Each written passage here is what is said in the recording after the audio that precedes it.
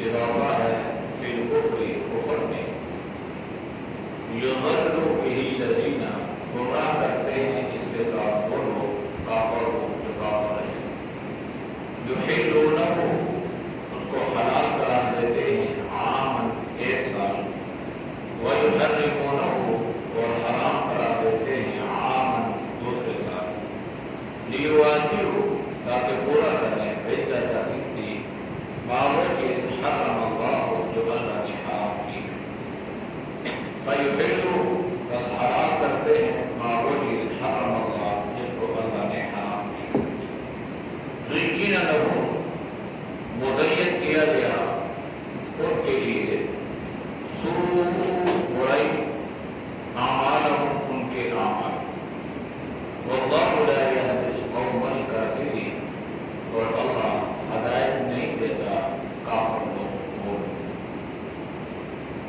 یا ایھا الذین آمنوا اے وہ لوگ جو ایمان لائے ہو، ما لکم کیا ہے تمہارے لیے، اذا قیل لکم جب تمہیں کہا جائے انفروا نکلو فی سبیل اللہ اللہ کے راستے میں، ثاقلتم تم گر پڑتے ہو الی الارض زمین کی طرف، ارضیتم کیا تم راضی ہو بالحیات دنیا دنیا کی زندگی سے، من الآخرہ آخرت کے مقابلے میں، فما متاع الحیات دنیا بس نہیں ہے سامان دنیا کی زندگی کا، فی الآخرۃ آخرت کے مقابلے میں، الا قلیل مگر تھوڑا، الا تنفروا اگر نہیں نکلتے، یعذبکم تمہیں عذاب دیا جائے گا، عذابا علیما دردناک عذاب، ویستبدل قوما اور تبدیل کرے گا لوگوں کو غیرکم تمہارے علاوہ، ولا تضروہ شیئا اور تم اس کو کوئی تکلیف نہیں پہنچا سکتے ہو، واللہ علی کل شیء قدیر اور اللہ ہر چیز پر قدرت رکھنے والا ہے۔ آیات کا ماخبر آیات کے ساتھ ربط اور تعلق یہ تھا کہ اللہ نے اہل کتاب کی برائیوں کا ذکر فرمایا، ان میں سب سے بڑی جو برائی تھی وہ یہ تھی کہ اہل کتاب ہونے کے باوجود اللہ کے پیغمبروں کو اللہ کا بیٹا قرار دیتے تھے، نصاروں یہودوں مشترکہ ان کا یہ عقیدہ تھا۔ پھر اس کے بعد ان میں جو ایک اور برائی تھی، خصلت تھی، وہ یہ تھی کہ اللہ کی حلال کردہ چیزوں کو حرام اور حرام کردہ چیزوں کو حلال قرار دیتے تھے، یعنی انہوں نے حلال اور حرام کا اختیار اپنے پاس رکھا تھا۔ ان کی اللہ نے مذمت بیان فرمائی۔ ان آیات میں اللہ نے اہل کتاب کی ایک اور برائی کا ذکر فرمایا، وہ یہ تھا کہ جیسے کل یہ بات گزری ہے کہ یہ جو 12 مہینے ہیں اور ان کے جو نام ہیں یہ اللہ کی طرف سے ہیں، اور اللہ نے جب سے زمین اور آسمان کے نظام کو بنایا سجایا تب سے اللہ نے 12 مہینوں کو مقرر فرمایا، اور 12 مہینوں میں 4 مہینے جو تھے وہ حرمت والے تھے، ذی القعدہ، ذی الحجہ، محرم اور رجب۔ زمانہ جاہلیت میں ان 4 مہینوں کو اتنا محترم سمجھا جاتا تھا کہ آپس میں لڑنے والے ان 4 مہینوں میں لڑتے نہیں تھے، جنگ بندی ہو جاتی۔ اسلام نے تو ویسے اس کو 12 مہینے ہی حرام قرار دیا، لیکن وہ ان 4 مہینوں کا اتنا احترام کرتے تھے کہ یہ اللہ کے مہینے ہیں، اور اللہ نے ان 4 میں اس طرح کی لغویات کو، لڑائی جھگڑے کو، فتنہ فساد کو، قتل و غارت کو اللہ نے منع فرمایا ہے، لہذا ان 4 مہینوں میں وہ لوگ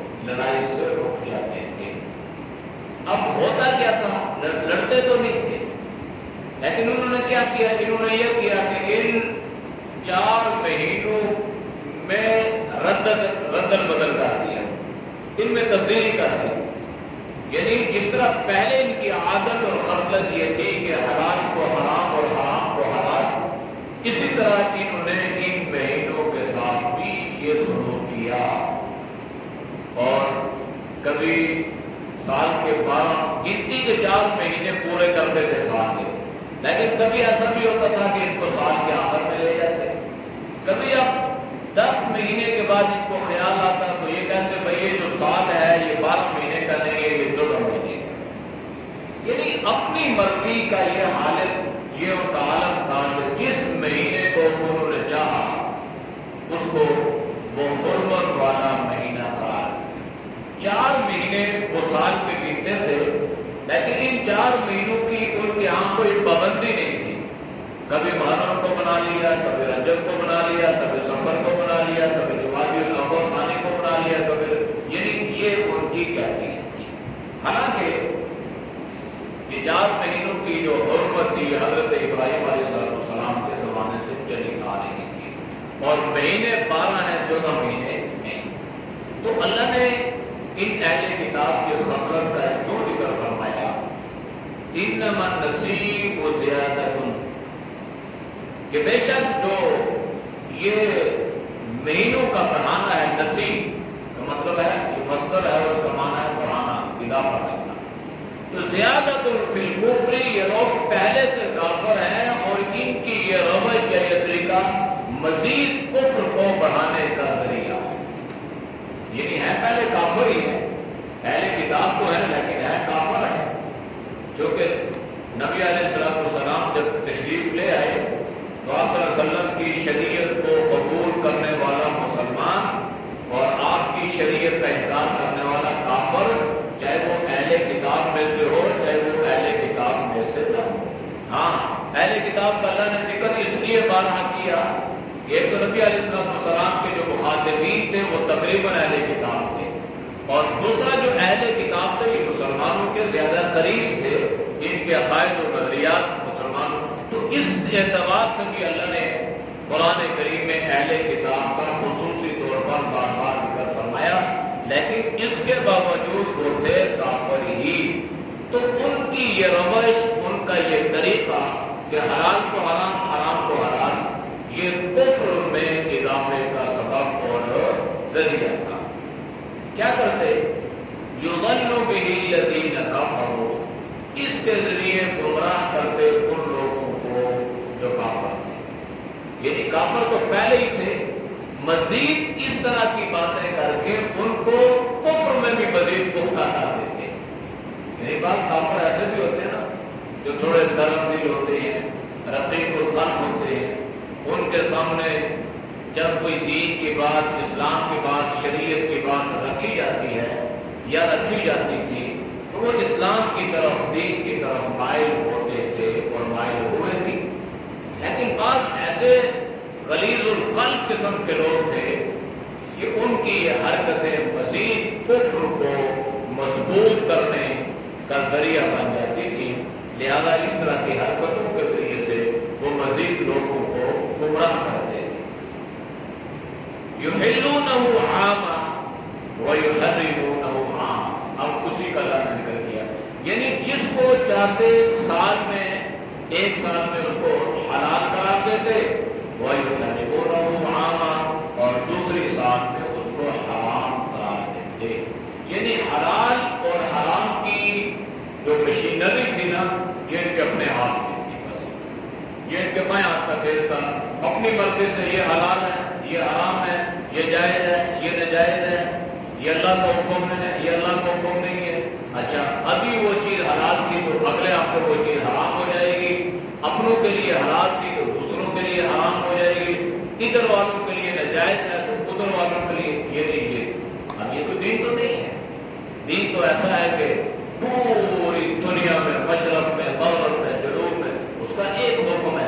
وہ حلال ہے تو سارے انسانوں کے لیے، سارے مسلمانوں کے لیے حلال ہے. وہ حرام ہے تو سب کے لیے حرام.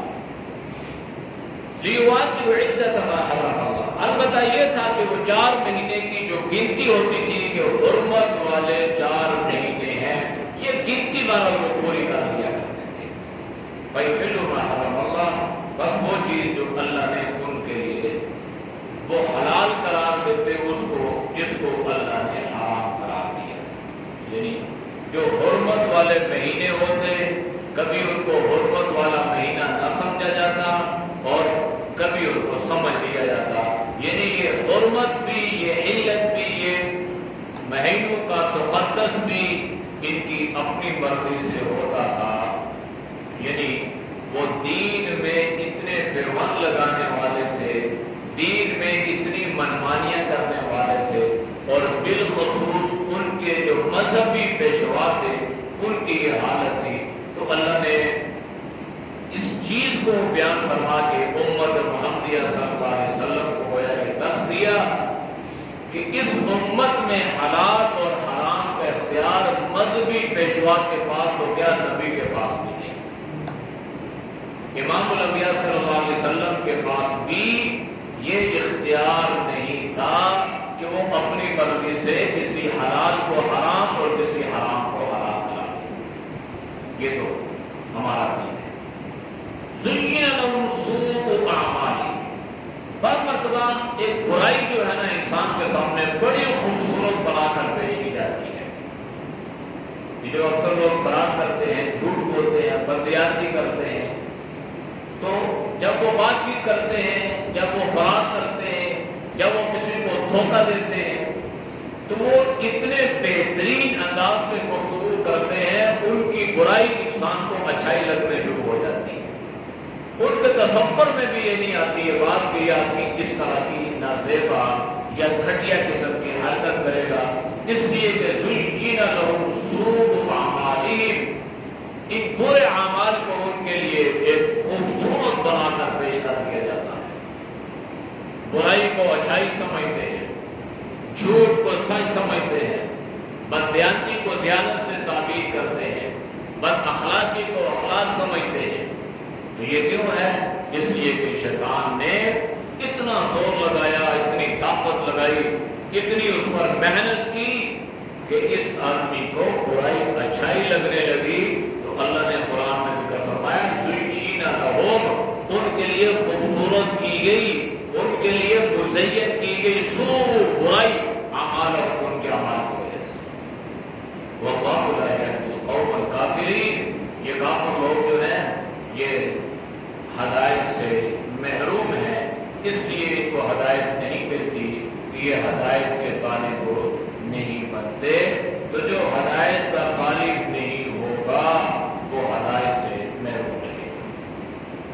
یا ایھا الذین آمنوا، اے وہ لوگوں جو ایمان لائے ہو، ما لکم، کیا ہے تمہارے لیے، اذا قیل لکم، جب تمہیں کہا جائے انفروا، نکلو، فی سبیل اللہ، اللہ کے راستے میں، ثاقلتم الی الارض، تم زمین کے ساتھ چمٹ جاتے ہو، زمین کے ساتھ لگ جاتے ہو، یعنی اللہ کے راستے میں نکلتے نہیں۔ اچھا، اللہ نے ذکر تو فرمایا اہل ایمان سے، یا ایھا الذین آمنوا، ایمان، تو جب یہ ذکر ہو رہا تھا اہل ایمان سے تو مراد کون تھے؟ صحابہ تھے۔ اب اللہ صحابہ سے کیا فرما رہا ہے کہ جب تمہیں کہا جائے نکلو تم نکلتے نہیں ہو۔ حالانکہ صحابہ انہوں نے تو ہجرت کی، مکہ سے نکلے اور اپنے گھر بار کو چھوڑا، مدینے میں آئے تو 1 سال کا سکون سے گزارا، پھر دوسرے سال بدر، پھر اور پھر یہ سلسلہ چل پڑا، یہاں تک کہ 8 سال گزر گئے۔ یہ جو آیت اتری 8ویں سال اتری، یہ 8 ہجری کو اس آیت کا نزول ہوا۔ اس کا مختصر پس منظر آپ نے ذہن میں رکھنا ہے تاکہ آپ اگلی آنے والی آیات سمجھنے میں آسانی ہو، چونکہ میں نے ذکر کیا تھا کہ سیاق و سباق کے اعتبار سے یہ سورت جو ہے یہ مشکل ترین سورتوں میں سے ہے۔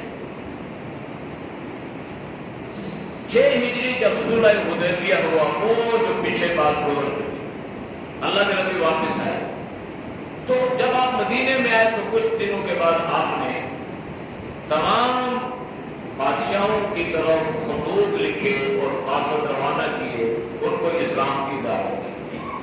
کیسو کسرا کی طرف، روم کی طرف، مختلف بادشاہوں کی طرف نبی علیہ السلام نے اپنے خطوط لکھ کر قاصدوں کو روانہ کیا۔ آپ نے ملک شام کی طرف ایک قاصد بھیجا، حارث ازدی رضی اللہ تعالیٰ۔ تو جب یہ گئے تو ملک شام کا شرجیل بن عامر جو حکمران تھا، اس نے کیا کیا؟ اس نے تمام سفارتی اور اخلاقی آداب کو بالائے طاق رکھتے ہوئے اس نے حضرت حارث رضی اللہ تعالیٰ عنہ کو شہید کر دیا۔ اس زمانے میں سفیر کا قاصد کا قتل کھلم کھلا لڑائی اور اعلان بغاوت تھا۔ تو لہذا نبی علیہ السلام نے ان کے لیے 3000 کا لشکر ترتیب دیا اور کمانڈ آپ نے دی حضرت زید بن حارثہ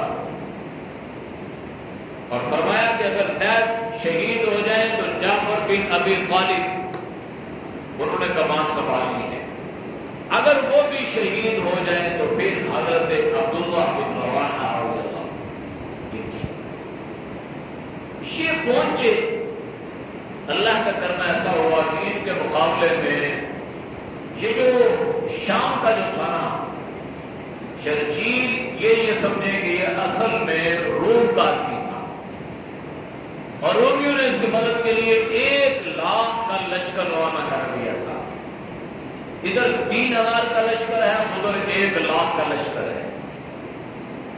حضرات صحابہ کے سامنے جب یہ ساری صورتحال آئی، غزوہ موتا اس کو کہتے ہیں، تو آپ اس میں مشورہ کیے کہ بھائی صورتحال یہ ہے کہ 3000 اور 1,00,000 ان کا کوئی آپس میں کمبینیشن نہیں ہے، کوئی برابری سرابری نہیں ہے، 2 گنا ہوتے 3-4 گنا بھی ہوتے تو کچھ کرتے، یہ تو کئی گنا جو ہے یہ زیادہ ہے۔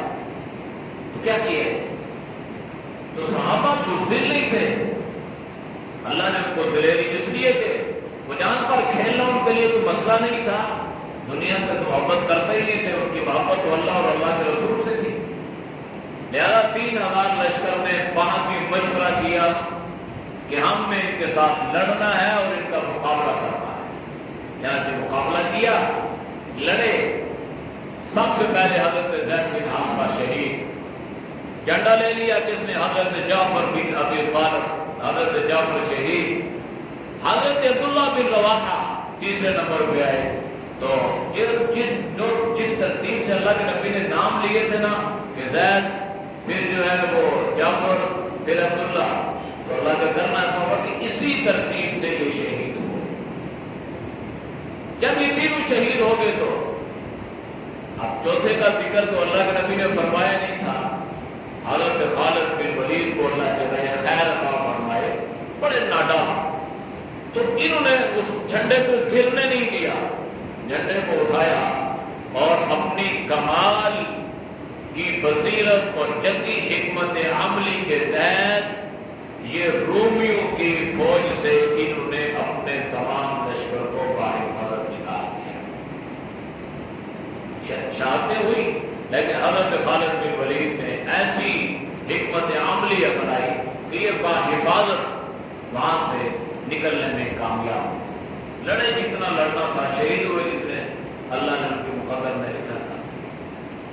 جب یہ بات ہوئی تو اس سے عام طور پہ یہ تاثر پھیلا کہ یہ تو لڑائی کے لیے گئے تھے، اس طرح کی اونچی جو عام طور پہ جیسے لوگ تبصرے کرتے ہیں اپنی طرف سے، اور تبصرے کرتے کرتے بعض آدمی ایسا عجیب تبصرہ بھی کر دیتا ہے کہ وہ کسی کی ادب یا بے ادبی کا خیال اس کے ذہن میں نہیں رہتا۔ یہ بڑا نازک معاملہ ہے۔ تو نبی علیہ السلام نے پھر کیا فرمایا؟ فرمایا کہ بھائی ان کی سرخوبی رومیوں نے ایسا کیا ہے، تو آپ نے اعلان فرمایا سن 8 ہجری کو کہ ہر وہ آدمی جو جہاد کر سکتا ہو، اس پہ جہاد فرض ہے، کوئی پیچھے نہ ہو۔ بالکل۔ اب یہ جو 8واں سال جو تھا، اب اس سے پہلے تمام غزوات میں یہ صحابہ شریک تھے۔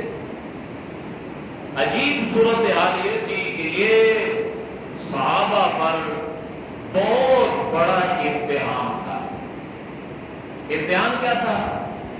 اچھا، صحابہ کا لشکر تقریباً 30,000 اب یہ تیار ہو گئے رومیوں کے مقابلے کے لیے، اور رومیوں کی ایک تو یہ فوج 1,00,000 کی یہ تھی، اور باقی جو ان کے پیچھے دادا دم کمانے کھڑی تھی اس کا کوئی ادارہ نہیں تھا، لیکن یہ تاثر تھا کہ ہیں۔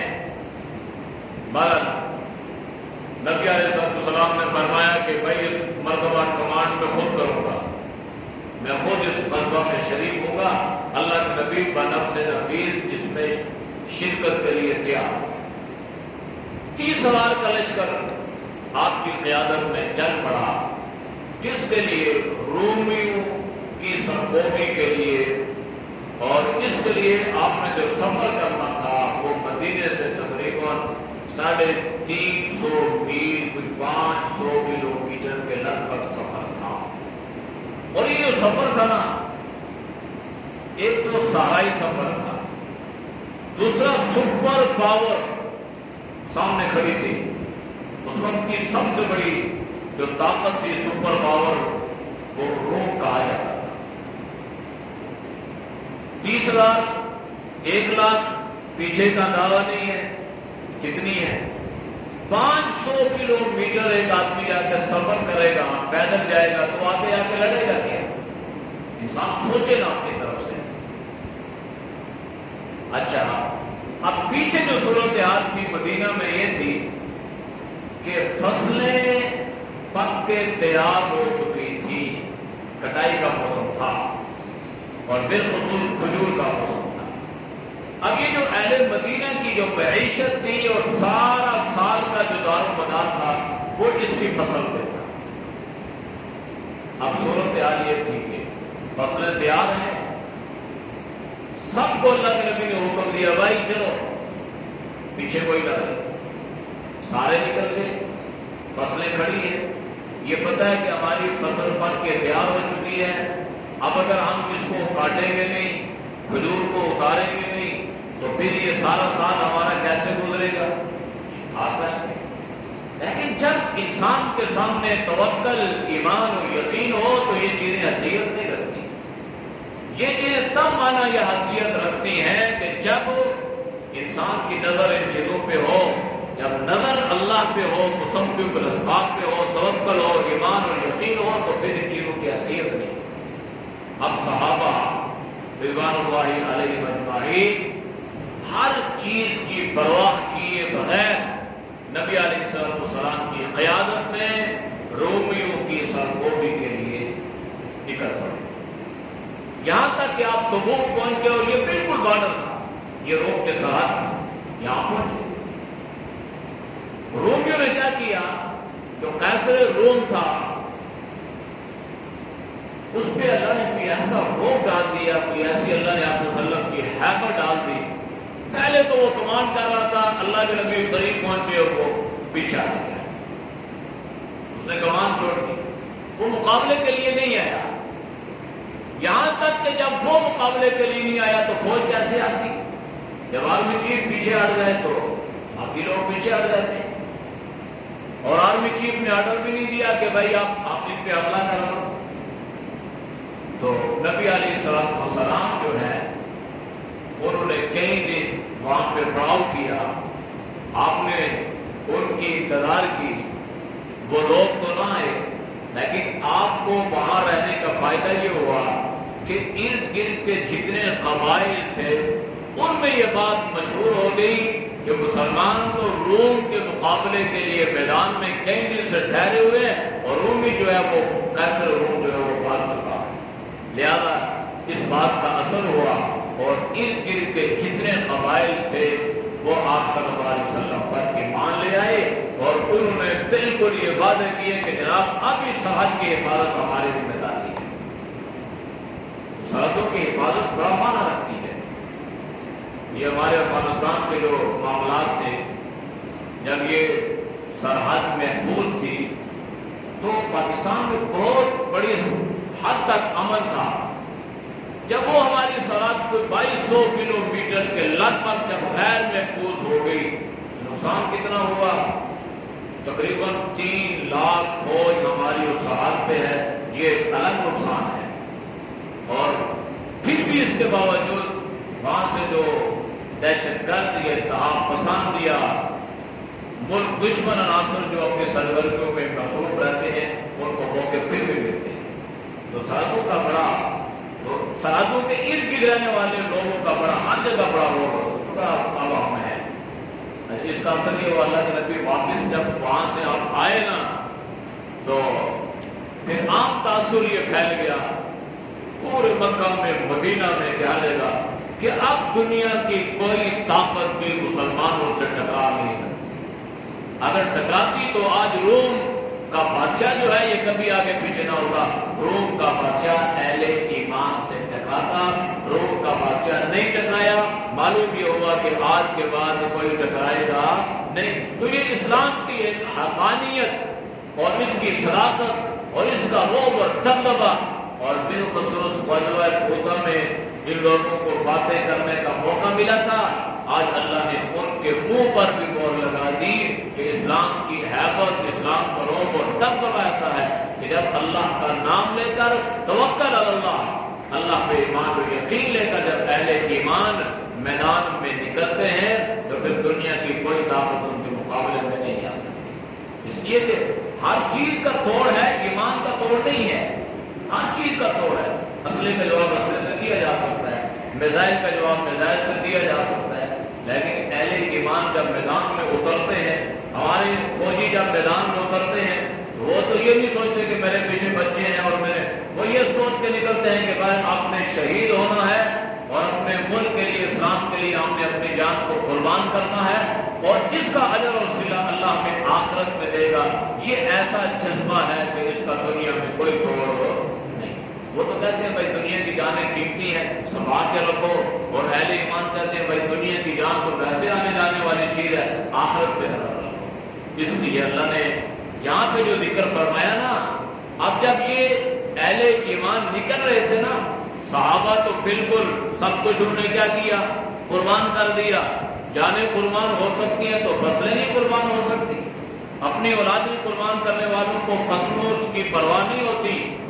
اصل میں اللہ نے ذکر یہاں پہ ان لوگوں کا فرمایا جو منافقین تھے، لیکن ظاہری طور پر انہوں نے ایمان کا لبادہ اوڑھا ہوا تھا۔ ہم دیکھیں نا، دل میں منافقت ہو، زبان پہ کلمہ ہو، تو ہم تو نہیں کہہ سکتے بھائی آدمی منافق ہے، اور قانوناً بھی ہم انہیں یہ ڈکلیئر نہیں کر سکتے کہ یہ کافر ہے، کلمہ پڑھتے ہیں۔ لہذا آپ صلی اللہ علیہ وسلم نے جب سب صحابہ کو حکم دیا تو سارے تیار ہو گئے۔ ان میں بیچ میں وہ منافقین جو ایمان والے تو نہیں تھے لیکن ایمان والوں کی صفوں میں شامل تھے، اللہ نے ان کو الگ کر دیا۔ اہل ایمان میں اللہ نے نکھار پیدا کیا، اور وہ یہ بہانے ڈھونڈنے لگے، بھائی ہمارے گھر میں کوئی نہیں ہے، ہمارے گھر فصلیں نہیں ہیں، اور یہ فصلیں جو ہے یہ تیار ہو چکی ہیں، لہذا ان کی کٹائی کا موسم ہے، کھجوریں اتارنے کا موسم ہے، پیچھے عورتیں یا بچے رہ گئے ہیں، یہ کیسے یہ کام کریں گی، اور کھجور کے درخت سے جو ہے یہ پھل اتارنا مشکل ہے، آسان نہیں ہے، عورتیں کیسے اتاریں گی۔ یہ ساری چیزیں، یہ بہانے کس نے تراشے؟ یہ منافقین نے کہا تھا، یہ اہل ایمان نے نہیں کہا، اور اہل ایمان کہہ بھی نہیں سکتے۔ اگر انہوں نے کہنا ہوتا تو یہ ایمان کب لاتے؟ اس لیے جب یہ ایمان اس دور میں انہوں نے اپنے آپ کو کانٹوں پہ گویا لٹا دیا تھا، جس دور میں ایمان لانا اپنے آپ کو موت کی دعوت دینے کے مترادف تھا، جب اس دور میں انہوں نے ایسی باتیں نہیں کی۔ آج تو یہ 30,000 کا لشکر ہے، آج یہ کس طرح کہہ سکتے تھے کہ جناب ہم نے تو ایسا کرنا ہے؟ اس لیے اللہ نے فرمایا، ظاہراً اللہ نے اہل ایمان کا ذکر فرمایا کہ ان منافقین کی جو ہے وہ حوصلہ شکنی بھی نہ ہو، لیکن پتہ بھی چل جائے کہ اللہ نے کوئی ایمان والا تو کہا ہے، باوجود جس میں کہ اللہ جانتا ہے کہ یہ ایمان والے نہیں ہیں۔ تو اللہ نے فرمایا، اے ایمان والو، ما لکم، تمہیں کیا ہو گیا، اذا قیل لکم، جب تم سے کہا جائے انفروا نکلو فی سبیل اللہ، اللہ کے راستے میں، ثاقلتم من الارض تم زمین کے ساتھ لگ جاتے ہو، چمٹ جاتے ہو، ارضیتم بالحیات الدنیا من الآخرہ، کیا تم دنیا کی زندگی سے راضی ہو چکے ہو، دنیا کی زندگی کو پسند کر چکے ہو آخرت کے مقابلے میں؟ یاد رکھو فما متاع الحیات الدنیا فی الآخرۃ الا قلیل، دنیا کا جو سامان ہے، دنیا کی جو زندگی ہے، یہ آخرت کے مقابلے میں الا قلیل، یہ بالکل معمولی اور تھوڑی سی ہے۔ اگلی آیت انشاءاللہ۔ اعوذ باللہ من الشیطان الرجیم، بسم اللہ الرحمن الرحیم، انما النسیء زیادۃ فی الکفر یضل به الذین کفروا یحلونہ